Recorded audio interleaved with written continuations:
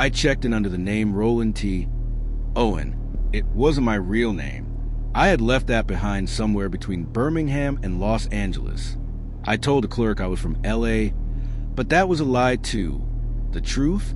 I just wanted to disappear for a while. I was only 17, but I had the scars of someone twice that age, both inside and out. The hotel president in Kansas City had that old-world charm.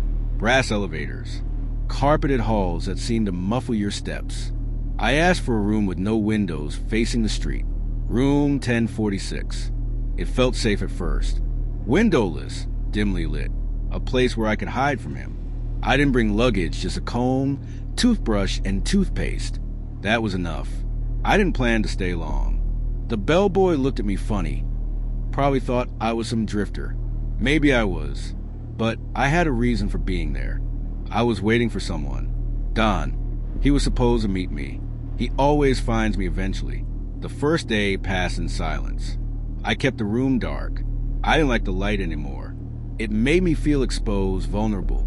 The maid knocked, and I told her to clean, but not to open the blinds. She looked uneasy. I don't blame her. When I spoke to Don on the phone, I kept my voice low. I didn't want anyone hearing what I owed him, or what he might do to me if I didn't make things right. That night, I heard someone walking past the door. A slow, deliberate step. I held my breath. No knock, just that heavy silence again. The next day, January 3rd, the maid came in and found me sitting in the dark. I could tell it unnerved her. She asked if she could clean. I nodded, but I told her to hurry. Dawn would be arriving soon.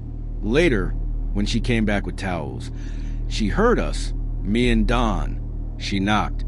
I answered quickly too quickly. We don't need any. My voice cracked. I was panicking. Don was right behind me. He didn't say anything, just stood there, watching. His silence was louder than any shout. He left for a while that night. I thought maybe he cooled off. Maybe he would let me go. But when he came back, the rage had grown. I don't remember exactly how the fight started. One moment we were arguing. The next, I was on the floor. The phone ripped from the wall.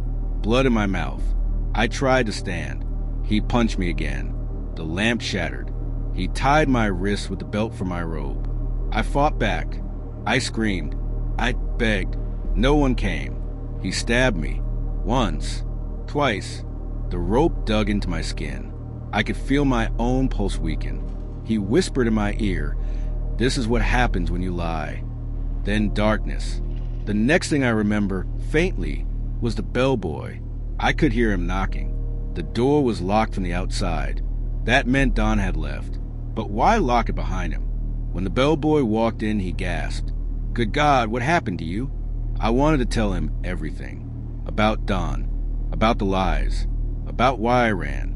But all that came out was, "I fell against the bathtub." The words tasted like rust. My throat burned. Blood was everywhere. I think I passed out again. At the hospital, the lights were too bright. They asked me who did this. No one. I whispered. I fell.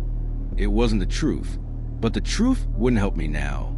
Don was still out there, watching. Maybe closer than they knew. They said my lungs had collapsed. My skull was fractured.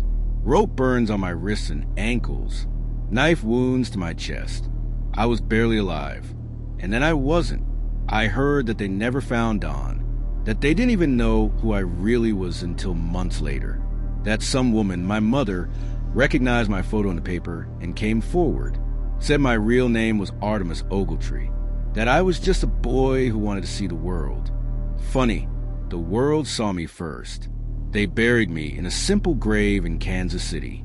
Someone, maybe a stranger, paid for my funeral. The florist got an anonymous call. Send 13 American Beauty roses. The woman on the phone said I had gotten what was coming. No one knows who she was. No one knows who Dawn really was, either, but I do. Sometimes I think back to that room. The chipped wallpaper, the cold sink, the single light bulb hanging over the bed, and Dawn, standing in the dark, waiting. Room 1046 still exists, you know. The hotel's still there. New guests come and go. They sleep in that same room. completely unaware of the blood that soaked the carpet, of the fear that never left those four walls. And sometimes when it's quiet, I wonder if anyone hears me. Still waiting, still hiding, still trying to tell the truth.